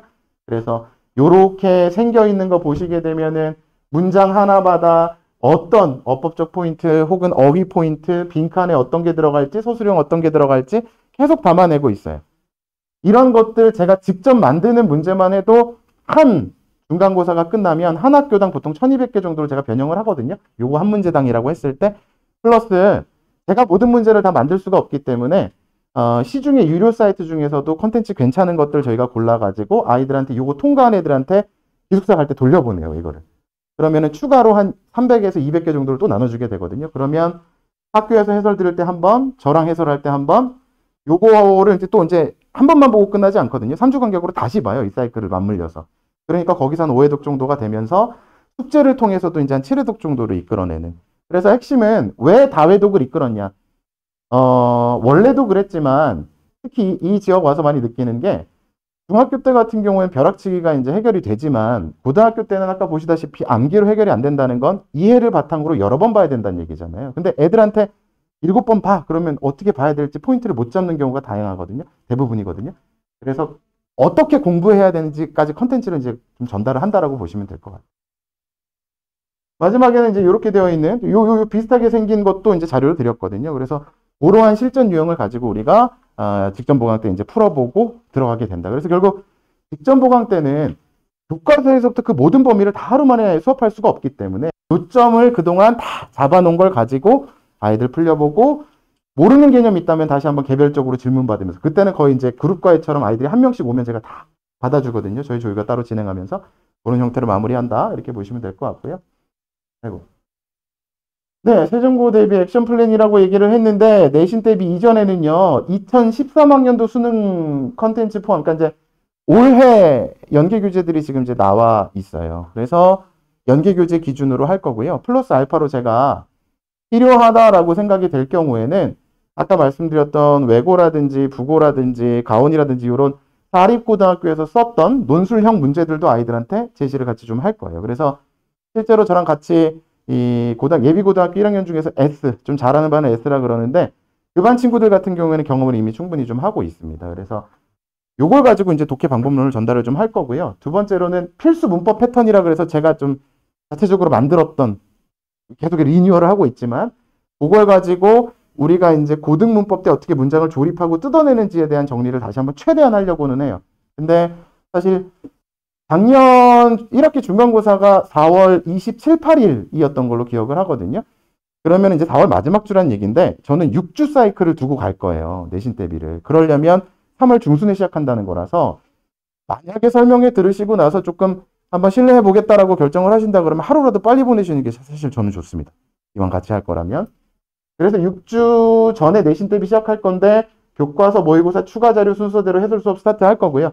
각 매주 클리닉 통해서 아토즈 계속 제공됩니다. 그래서 말씀드렸던 대로 200문제 이상인 거니까 사실은 어떨 땐 400문제 갈 때도 있는데 많다고 생각하실 거잖아요. 아토즈 해결하면요. 객관식 문제 푸는 거 정말 금방 끝납니다. 아이들. 이거는 경험담이니까 아토즈가 가장 기본이라서 이게 끝나면 나머지는 금방금방 끝난다는 거. 그래서 너무 이 압박에 대한 것보다도 다회독을 시키는 게 목적이다. 이렇게 보시면 될 것 같고 답지 주지 않습니다. 풀어오면 저희 조교가 다 풀었다는 거 확인하고 그때 답지를 줘요. 지난주 숙제에 대한 질문은 그 다음 주에 전하게 되고요. 내신 때가 되면 제가 주말에 최대한 중간중간 시간을 비워놓거든요. 질문 있는 사람 조교한테 신청해서 저한테 오면 질문 다 받아주려고 노력합니다. 그러니까 노력한다라는 말씀드린 게 예를 들어서 아이들이 50명이 한 번에 몰리면 다 해줄 수 없으니까 또 나누기는 하지만 그렇게 계속 가고 있다라는 거. 3주 간격으로 아까 말씀드린 대로 재수는 합니다. 그러니까 누적 학습되게 되고 복습이랑 기억 회복 계속 시키겠다라는 거. 직전 보강 때 실전 마무리해서 하겠다라는 말씀 드리고요. 시간표가 이렇게 나와 있는데요. 금요일 날 이제 좀 기숙사에서 나오면 물론 이제 학생마다 좀 다르다는 거는 좀 알고는 있지만 가능하면 금요일에 클리닉을 저는 좀 잡고 싶어요. 왜 그러냐면 내시험 발생하는 친구들이 제가 이제 주말에 부고나 외고 친구들을 다른 지역에서 많이 해보다 보면 뭐가 제일 문제냐면 토요일에 정규 수업 끝나고 클리닉 진행하려다 보면 얘네 재시험 볼 시간이 없어요. 왜냐면 다음날 들어가잖아요. 오후 되면 저녁 때. 그래서 금요일에 미리 한 주 동안 공부한 거 체크를 하고요. 이거에 대한 대시험을 토요일날 진행을 하고 그래도 안 되면 일요일에 또 한번 진행은 할 건데 그러다 보니까 내신 기간 중에는 클리닉이 저는 필수입니다. 저는. 그러니까 왜 제가 필수라고 말씀드리냐면 제가 아이의 성적에 대해서 적어도 책임지겠습니다라는 마음이 들기 위해서는 가르쳤다로 끝나면 안 되고 어떻게 공부했냐라는 그 과정까지도 같이 할 수 있어야 되잖아요. 클리닉 하나도 안 했고 얘가 아토주 통과도 제대로 안 되는데 성적 안 나왔네요? 사실 그러면 죄송하지만 저는 책임을 못 져요. 그래서 그 과정 자체 제가 계속 다른 지역에서 소위 이제 교육적으로 앞서 있다는 지역에서 계속 해왔던 그 시스템을 적용을 하고자 하는 거기 때문에 물론 영어 때문에 등록할 학원을 못하면 안 되겠지만 그거에 대한 고려도 같이 좀 들어가 주시는 게 너무 중요하겠다는 얘기를 드리고요. 여기까지가 제가 준비한 설명의 끝이라서 나머지 설명을 좀 잘 들으시길 바라겠습니다. 감사합니다.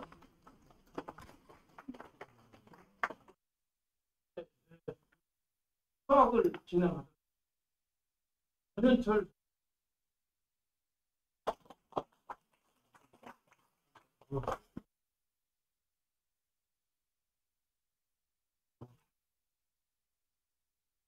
뒤로 가고.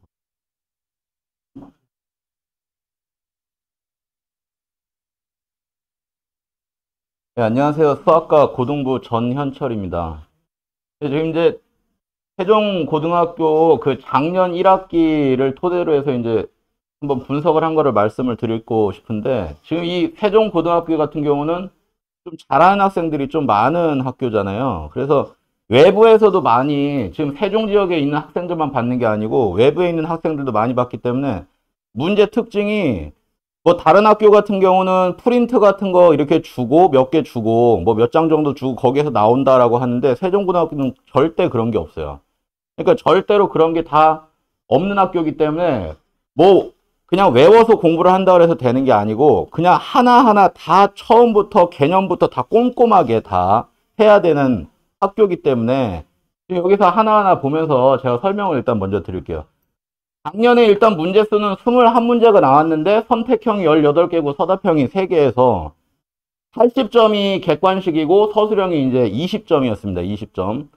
그 다음에 1번부터 10번까지는 그냥 개념 확인 문제, 교과서에서 나오는 문제들이 대부분. 그러니까 이거는 무조건 맞춰야 되는 거죠. 그리고 빨리 풀어야 되는 거죠. 이 학교가 21문제가 나오는데 이 학교의 특징이 킬러 문제를 보면은 한 문제가 나오는 게 아니고 가, 나, 다 이렇게 해서 킬러 문제 같은 경우에 거기에 해당되는 A를 구해야 되고 B를 구해야 되고 C를 구해야 되니까 결국은 그거를 A 플러스 B 플러스 C를 구하시면은 문제수는 21문제라고 하지만 따져보면은 한 26문제가 되는 거예요. 그러니까 26문제가 되기 때문에 이 1번부터 10번까지는 교과서 기본 문제가 나오기 때문에 일단 이런 것들은 확실하게 빨리빨리 풀고 다 맞출 수 있는 연습을 해야 되는 거고, 그 다음에 11번부터 16번까지는 이제 개념 응용 문제인데 이 부분은 기출문제에서 모의고사 기출문제에서 변형을 한다든지 아니면 전혀 새로운 문제를, 그러니까 문제를 풀 때 발상을 그냥 대수적으로만 푸는 게 아니고 그래프를 같이 적용을 해서 푼다든지 이렇게 응용을 해서 풀어야 되는 문제가 6문제가 출제가 됐고, 그 다음에 이제 17번하고 18번이 킬러 문제고 그 다음에 이제 3문제가 서답형 문제로 이렇게 나왔어요. 그러면 일단은 먼저 1번부터 10번까지는 교과서 위주의 개념 문제들이 쭉 출제가 됐습니다. 그러니까 이 부분은 공부를 열심히 한 학생들은 다 맞출 수 있는 거죠. 근데 시간을 빨리, 여기서 문제수가 너무 많기 때문에 여기서 시간을 많이 잡아먹으면 안 되거든요. 그러니까 개념 공부를 철저히 해서 일단 많은 유형의 문제들을 풀어봐서 못해도 한 3,000문제에서 4,000문제 정도는 풀어봐야지 그 문제를 봤을 때 1번부터 10번까지는 아 이거는 이렇게 푸는 거, 이건 이렇게 푸는 거 하고 바로바로 생각이 나서 풀 수 있을 정도로 한 10분이나 15분 만에 여기는 다 풀어줘야 되거든요. 그러니까 연습을 할 때 일단은 개념 공부 철저히 하고 많은 유형의 문제를 풀어서 응용력을 길러야 되고, 그 다음에 이제 시간 배분이 엄청 중요한데 OMR 카드도 써야 되고 하기 때문에 그 다음에 그 서술형을 쓸 때는 또 볼펜으로 또 써야 되고 어떤 학생들은 시간이 없어서 진짜 시간만 있으면 다 풀 수 있는 건데 그 제한된 시간 내에 풀어야 되기 때문에 그런 것들을 일단 연습을 많이 해줘야 되고요. 그 다음에 이 부분은 꼭 맞춰야 되는 부분이기 때문에 실수하지 말고 그 다음에 맞출 수 있는 문제는 꼭 맞는 연습을 해야 될 것 같습니다. 자, 그 다음에 이제 11번부터 16번까지는 모의고사 기출 변형 문제가 대부분 다 출제가 되거든요. 근데 이 부분이 생각하는데 시간이 오래 걸리니까 여기에서 시간을 다 잡아먹어요, 애들이. 그러니까 일단 먼저 많은 유형들을 문제를 풀어서 해야 되는데 또 자기가 이건 내가 봤던 문제야. 예를 들어서 요런 12번 같은 문제는 학생들이 엄청 많이 본 거거든요. 근데 예를 들어서 이걸 딱 보면은 애들 이거 학생들 여기 있죠. 학생들 보면 이건 너무 내가 많이 풀었어. 그냥 치환해서 풀면 돼 라고 생각을 하는데 이 치환을 할 때 이 학교는 하나의 문자로만 치환을 해야 되냐 아니면 두 개의 문자로 치환을 해야 되냐에 따라서 푸는 방법이 생각을 어떻게 하느냐에 따라서 바로 풀릴 수도 있고 안 풀릴 수도 있는 그런 문제이거든요. 그러니까 이런 문제 같은 경우는 이게 지금 이 여기에 있는 1011이라는 것만 딱 하나를 그것만 x라고 치환을 하면 여기에 있는 숫자들을 전부 다 x에 대한 식으로 이렇게 변형을 할 수가 있거든요. 근데 이런 게 생각이 안 나면은 시간이 오래 걸린다는 거죠. 그러니까 지금 여기에서 같은 유형의 문제라도 이 세종고등학교는 문제가 좀 복잡해서 계산하는데 시간이 좀 오래 걸리는 문제들이 많아요. 제가 작년에 애들한테 했는데 진짜 세종 학생들 다 잘했거든요. 근데 점수가 진짜 한 80점에서 85점 정도밖에 안 나왔어요. 걔네들이 나중에 시간만 더 있었으면 다 풀 수 있었다라고는 얘기는 하는데 그게 이제 어떻게 그 문제를 풀 때 빨리 푸는 방법을 찾아내야 되는데 그게 이제 어려우니까 그런 것들을 이제 많이 연습을 해야 된다라는 거고 그 다음에 이제 계산이 아닌 창의적인 해결 방법을 찾아야 된다라는 거죠. 자, 요거는 제가 이제 칠판에다가 설명을 쓸 건데 요 문제가 여기 학생들 있으니까 한번 봐도 될 것 같은데 2차 방정식이 두 개가 주어져요. 그러면 x의 제곱 마이너스 2x 마이너스 1은 0. 요 놈의 두구는 알파 베타다 이렇게 나와 있고 그 다음에 x의 제곱 마이너스 x 마이너스 2는 0. 요 놈의 두구는 감마하고 델타다 이렇게 나와 있는데 지금 물어보는 게 이걸 가지고 감마 마이너스 알파 감마 마이너스 베타 그 다음에 감마 마이너스 델타 마이너스 알파 델타 마이너스 베타 이런 문제를 이렇게 물어봤다 라고 했을 때 대부분의 이런 학생들은 이거 풀 때 이걸 전개를 해서 근과계수의 관계를 이용을 해야 되나? 막 이런 방법을 생각을 하는데 이거 진짜 찾는 방법만 딱 보면은 이거는 그냥 한 10초면 계산이 되는 문제거든요. 일단 여기에 있는 문제는 여기 학생들 봐봐요. 이거 인수분해 안 되잖아요. 그럼 이게 인수분해가 안 되면 얘는 근이 이렇게 나왔다는 소리는 결국은 x-알파, x-베타 이렇게 인수분해가 됐기 때문에 근이 이렇게 나왔다는 거겠죠. 근데 여기에 있는 건 이건 인수분해가 돼요. 근데 인수분해가 되는데 감마하고 델타라고 나왔다라는 거는 결국은 이건 인수분해가 x-2, x 플러스 1 이렇게 인수분해가 되니까 감마가 2고 이 델타가 마이너스 1이라는 걸 알 수가 있잖아요. 그러면은 여기가 이걸 전개하고 그러는 게 아니고 감마는 2니까 그럼 여기에다가 2-알파, 2-베타 대입하면 되는 거고 그 다음에 여기에다는 감마에다가 마이너스 1 대입하면 되니까 이런 식으로 된 거를 계산하면 된다 했을 때 지금 여기에 있는 거 이거라고 했으니까 결국은 얘는 x에다가 뭐 대입하면 나오는 거죠? 2 대입하면 나오는 거죠.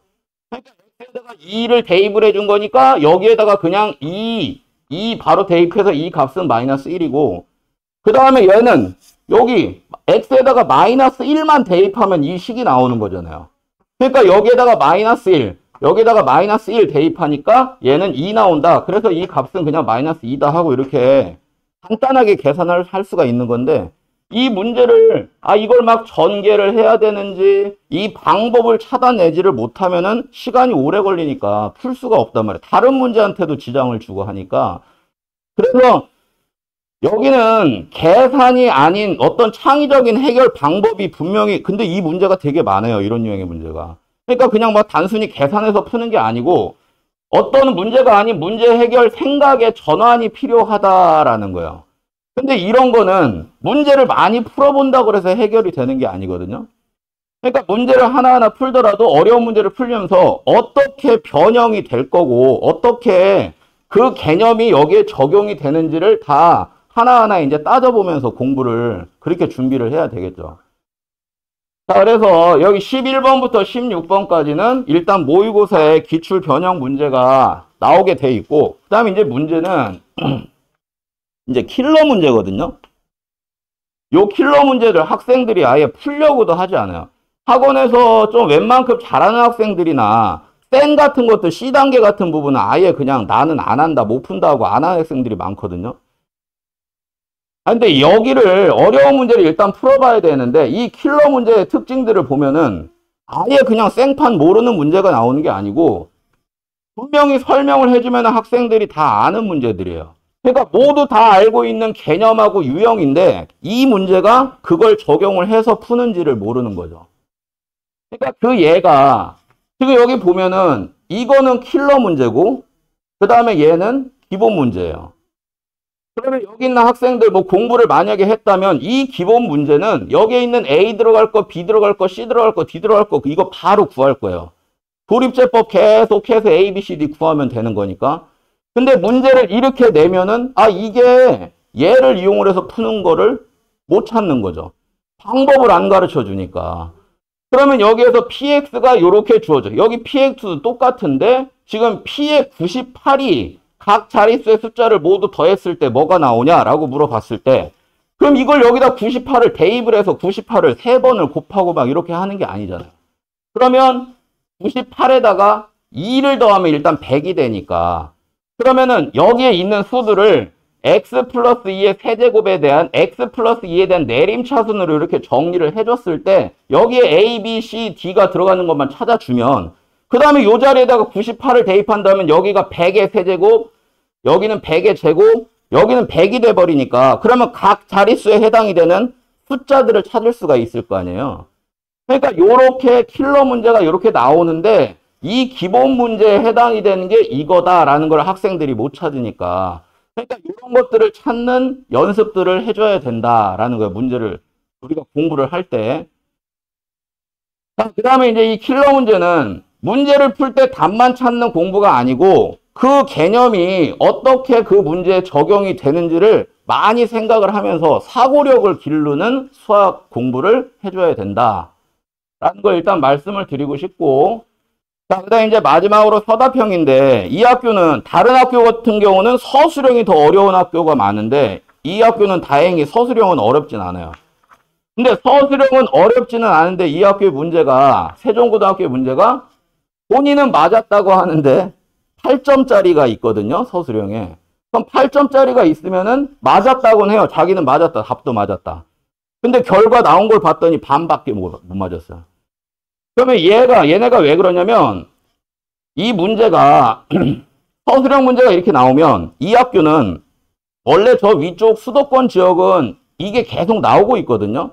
근데 이 세종 지역에는 이게 없는 학교가 대부분이더라고요. 여기 보니까. 근데 세종고는 작년부터 이 채점 기준을 정확하게 이렇게 그 밑에 문제에 나와 있어요.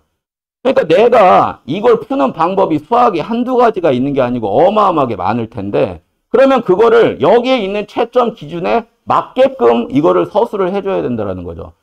그러니까 여기에 있는 뭐 항등식의 성질이나 인수정리의 조립제법을 모두 활용을 해서 그 과정과 근거를 논리적으로 서술을 했는가라는 거를 자기가 본다고 했는데 그러니까 이거에 대해서 이 개념들을 모르고 있는데 이 문제를 풀 때 그냥 자기가 풀었다고 해서 이런 게 들어갔는지 안 들어간지를 모르면 안 되잖아요.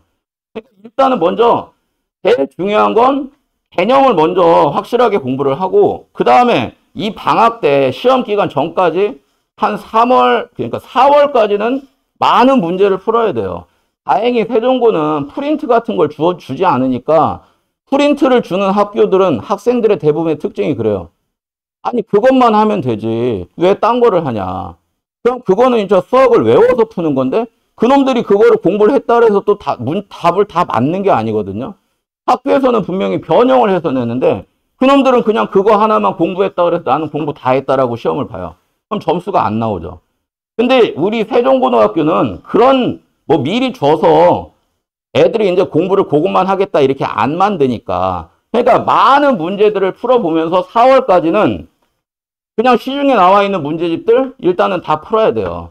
그 다음에 이제 4월부터는 기출문제를 풀어야 돼요. 어떤 학교든 상관이 없어요. 무조건 세종고등학교만 것만 푸는 게 아니고 이 기출문제는 진짜 너무 좋은 게 이게 그냥 틀에 박혀 있는 우리 시중에 나와 있는 문제들, 그런 유형들이 나와 있는 게 아니고 어떤 학교든지 선생들이 진짜로 고민하고 해서 만든 어려운 문제들, 진짜 새로운 창의적인 문제들이 되게 많아요.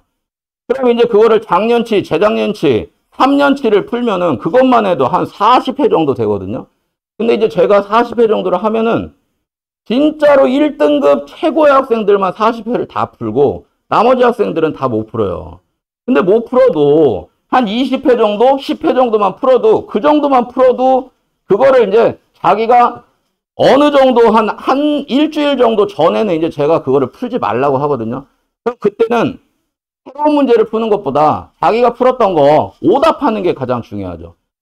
일주일 전에는 무조건 자기가 풀어왔던 것들, 그러니까 그거를 자기가 갖고 있어야지. 오답 노트를 만들면 더 좋겠지만 그렇게까지 못하겠다면 자기가 풀었던 문제들을 다 어디에다가 상자에다가 다 모아놓든지 해서 그걸 정확하게 채점을, 틀린 거는 틀렸다, 맞은 거는 정확하게 동그라미 치고, 동그라미 친 거는 안 봐도 되겠죠. 맞았으니까. 그러면 틀린 건데 자기가 고쳤으면 세모를 하고, 그 다음에 이거는 내가 나중에 다시 한번 꼭 봐야겠다는 거는 별표를 쳐서 꼭 모아놨다가 일주일 전에 그 공부했던 거를 한 번 더 공부를 하고 어떻게 변형이 돼서 나올지도 대비를 하면서 그렇게 공부를 해주면 될 것 같습니다. 이 세종고등학교 진짜 다른 학교 시험 문제에 비해서 문제가 되게 많이 어려워요. 작년에도 1등급이 한 85점 정도가 1등급이 나왔었거든요. 그러니까 잘하는 학생들이 좀 많기 때문에, 그리고 좀 하려고 하는 학생들도 많고, 그 다음에 야자를 강제로 시키지는 않지만 거의 강제로 시킨다고 보면 되거든요. 자율이라고 돼 있긴 하지만 그래도 애들이 다 공부를 하려고 하는 학생들이기 때문에 자기들도 하려고 하고, 그래서 이제 그런 학생들이 많이 모여 있는 학교이기 때문에 일단 여기 있는 학생들 세종고를 이제 됐으면 진짜 열심히 준비를 해서 좋은 결과 좀 있었으면 좋겠습니다. 감사합니다.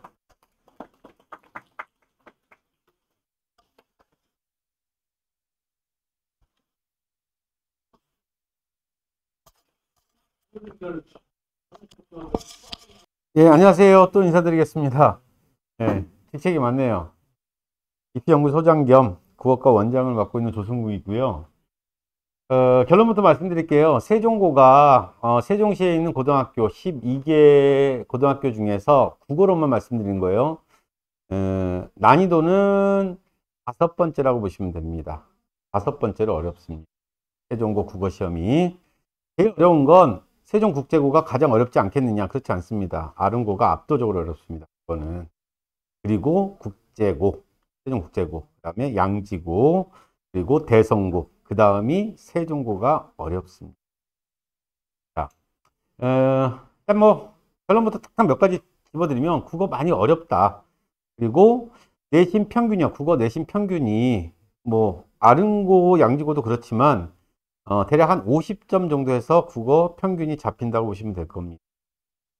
평균이 좀 높다. 이번에 조금 평이해서 학생들의 내신 평균이 좀 높다. 그래봤자 60을 넘지는 않습니다. 매우 어렵습니다.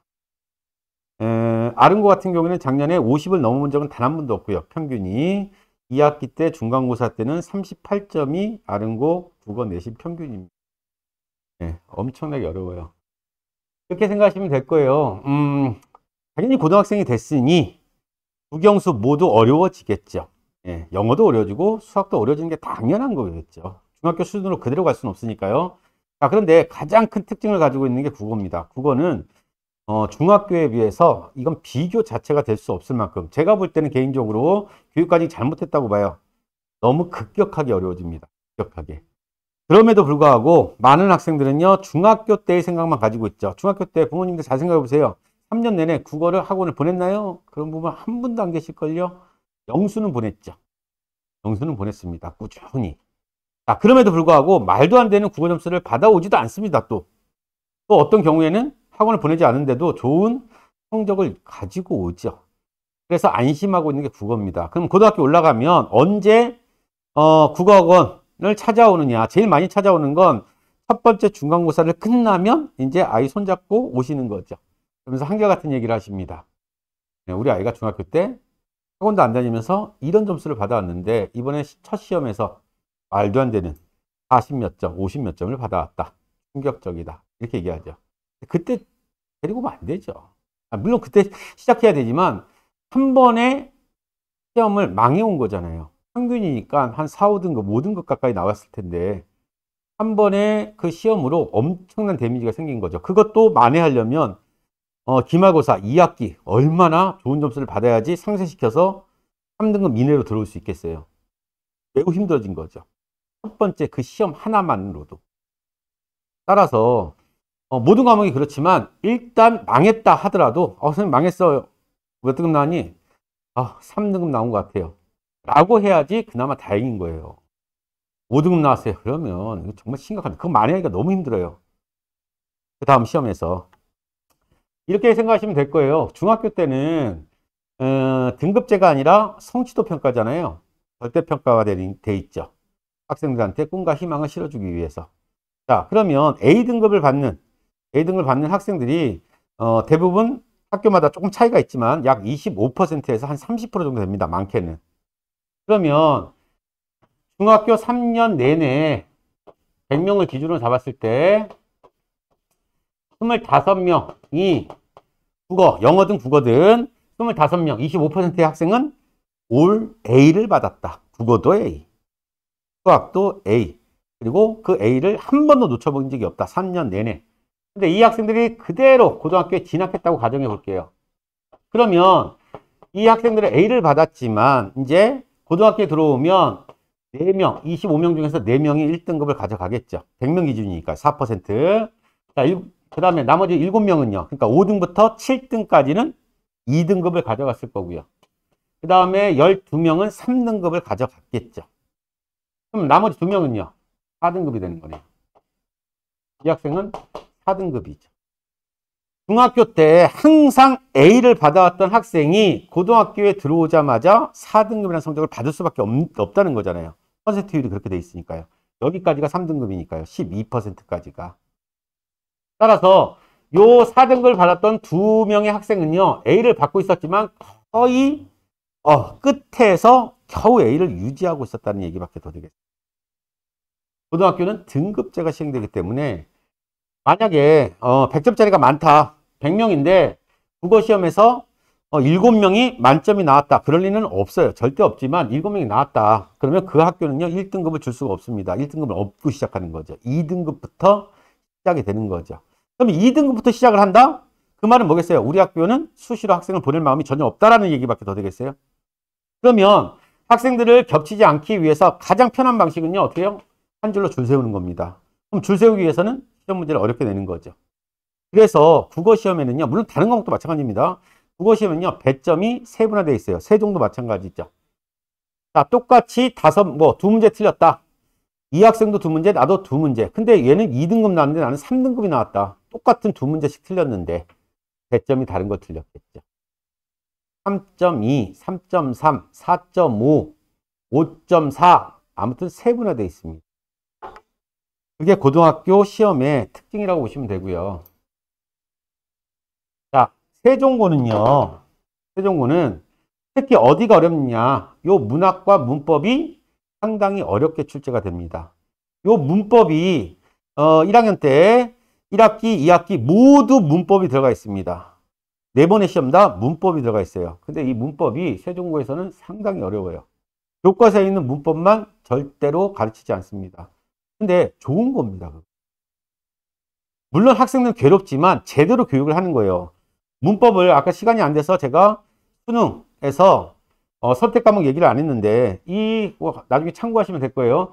이 문법을 선택하지 않는 학생들이 거의 대부분입니다. 작년에 문법을 선택한 학생들이 수험생 전체에서 30%밖에 안 돼요. 남은 70%는 화작을 선택합니다. 화작을 선택했다는 얘기는 무조건 불이익을 받고 시작하겠다는 거죠. 그러면 고3 정도 되면 분명히 화작을 선택하면 불이익을 받는다는 거 알면서도 왜 화작을 선택하고 문법을 선택하지 않느냐? 1학년 때 질려버린 겁니다. 문법을 포기해버리는 거죠. 문법은 매우 어렵습니다. 매우.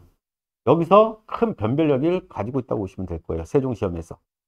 문법은 철저히 준비가 돼야 된다. 그래서 모든 학원에 겨울방학 때부터 문법 특강이 깔릴 수밖에 없는 거예요. 근데 학생들도 모르고 학부모님들이 모르니까 문법 수업을 하나 안 듣고 있는 거죠. 안타까운 현실인데. 자, 문학은요, 세종과 특이하게 문학을 상당히 어렵게 냅니다. 그럼 모든 문학 작품을 어렵게 내느냐? 그렇지 않고요. 요 문학이요, 수능형 문제와 내신형 문제로 나눠집니다. 내신형 문제는 그래도 좀 평이해요. 그러면 내신형 문제는 내가 좀 편하게 해결할 수 있다. 그럼 나만 편한가요? 모든 학생이 다 편한 겁니다. 수능형 문제는요, 매우 어렵습니다. 저도 어려워요. 본인이 어려워해. 그러면 그 주위에 있는 모든 학생은요, 나는 쉬운데 왜 너는 어렵니? 그게 아니라 다 어려워하는 거죠. 그 어려워하는 그 수능형 문제를 내가 다른 사람보다 몇 문제라도 더 맞추는 게 등급이 갈리는 거라고 생각하시면 돼요. 엄청나게 많은 학생들이 틀려옵니다. 그럼 틀려오는 영역은요, 하위권 애들을 제외한다면 그래도 공부에 욕심이 있고 열심히 하는 학생들의 그 등급을 가르는 기준은 수능형 문제를 가지고 있는 문학과 그 다음에 문법이라고 보시면 될 겁니다. 자, 작년 기준인데요. 아마 올해는 그렇게 되지 않을 것 같아요. 작년에 세종고에서 중간고사, 1학기 중간고사가 조금 쉽게 냈습니다. 쉽게 냈어요. 그러다 보니까 중학교에서 막 올라온 학생들이 고등학교 국어는 어렵다고 했는데, 그래서 공부 좀 곧잘 하는 학생이, 자, 첫 번째 중간고사를 보고 나서 성적대가 좀 괜찮아요. 그러니까 고등학교 국어도 뭐 그렇게 못할 정도는 아니네 라고 했는데, 기말고사부터요 2학기 들어가면 엄청나게 어려워졌습니다. 안일하게 대응했다. 수업 시간에 몇 번을 얘기했어요. 이번에 쉬었지? 그럼 다음에도 쉴 것 같다고 생각하면 절대로 안 된다. 월등히 어려워진다. 월등히 어려워진다. 근데 잘 그게 안 먹혀요. 경험을 안 해봤기 때문에 학생들은. 어려운 시험을 진짜 경험을 해봐야 되는데, 그런 경험을 중학교 때부터 고등학교 올라와서 첫 번째 시험부터 경험을 못한 거죠. 그러다 보니까 안일하게 생각했고, 1학기 기말고사 때 갑자기 난이도가 급상승했죠. 2학기 때는 장난이 아니었습니다. 2학기 때는 50이 안 된 적이 있었죠. 세종고 역시. 자, 그래서 여기 보시면 첫 번째 중간고사에서 혹시라도 조금 쉽게, 좀 평이하게, 물론 평이하다는 얘기가 만점자가 막 엄청나게 쏟아진다, 그럴 수는 없어요. 그래서 평균이 조금 올라가겠죠. 그렇다고 안심하면 안 되고요. 만약에 그럴 리는 없을 것 같아요. 제가 볼 때 올해는. 자, 그렇다 하더라도 시험의 난이도는 계속 올라갈 수밖에 없다. 특히 난이도는 문법이 가장 어렵다. 그리고 문학은요. 문학은 수능형 문제가 어렵게 출제가 된다. 비문학은 평이하게 출제가 됩니다. 비문학을 어렵게 내면은요, 시간 내에 못 풉니다. 학생들이요. 이 비문학까지 어렵게 냈다. 그럼 독해해야 되는데, 이 비문학이 어려우면 주어진 시간 내에 그 모든 문제를 해결할 수가 없게 돼 있어요. 따라서 대부분의 고등학교에서요, 수능이 아닌 이상 내신에서는 비문학은 조금 평이하게 내고요. 문법이 가장 어렵다고 보시면 될 겁니다. 그래서 아마 3월 달이 되면 바로 학교에서도 문법 수업부터 시작이 될 겁니다. 의문변동이라고 하는데, 의문변동부터 바로 수업이 진행이 됩니다. 학원도 마찬가지고. 자, 그 다음에 2학기 때가 갑자기 어려워졌는데요.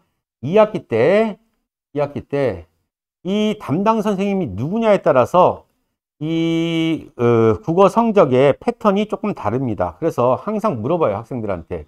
이번에 국어 선생님 누가 이번 시험에 출제를 맡았니? 알 수 있거든요. 그냥 물어봅니다. 그러면 이 파트를 맡은, 문학을 맡은 선생님이 이번엔 출제를 한다고 하더라. 그러면 문학을 중점적으로 좀 강조해서 공부를 시키죠. 문학이 어려워지는 겁니다. 그 파트를 맡은 선생님이 책임을 지기 때문에 문학 파트가 조금 어렵다고 보면 되고요. 문법을 맡은 선생님이, 문법 그 자체로 어려운데, 문법을 맡은 선생님이 만약에 출제를 했다. 그러면 이번 시험에는 문법이 가장 어려운 파트가 된다고 보시면 될 거예요. 근데 그럼에도 불구하고 전체적으로 문법과 그 다음에 문학, 수능형 문제가 많이 어려웠다. 근데 2학기 되니까요, 문학을 맡았던 선생님이 그 교과서에 있는 김수영 씨가 있거든요. 그 김수영 시인의 시를 수업을 했는데,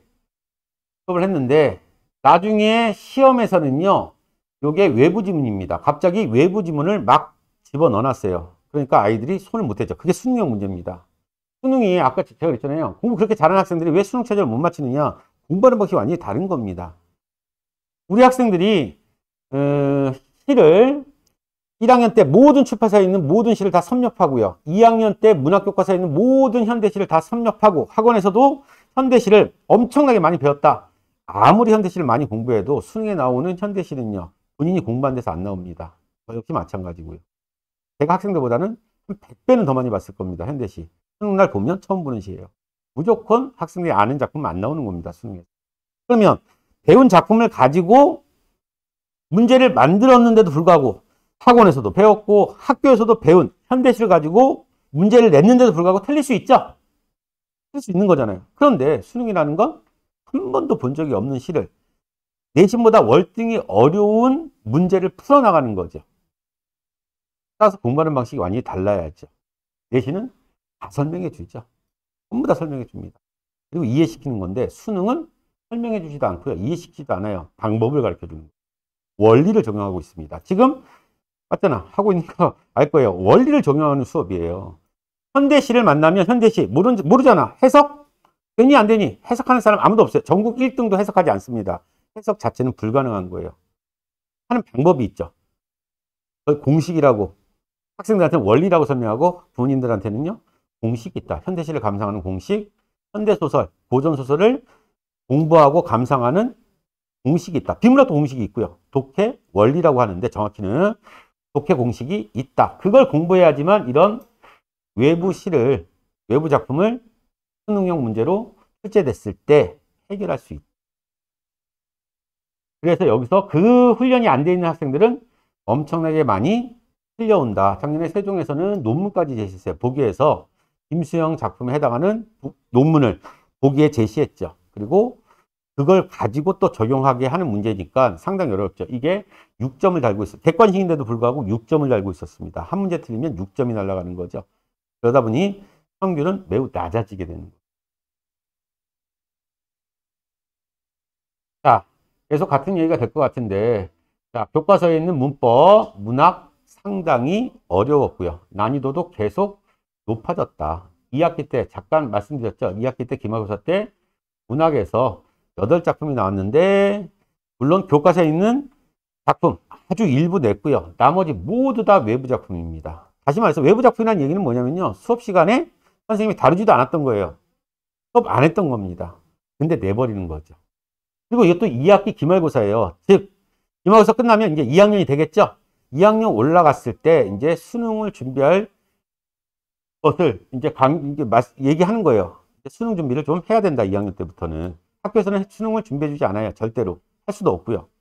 근데 이런 문제를 풀기 위해서는 수능이 필요하다. 수능에 대한 개념을 알지 못하면 이 문제는 아예 풀 수가 없습니다. 그래서 평균이요. 엄청나게 내려가는 현상이 나타났던 거예요. 그리고 세종은요.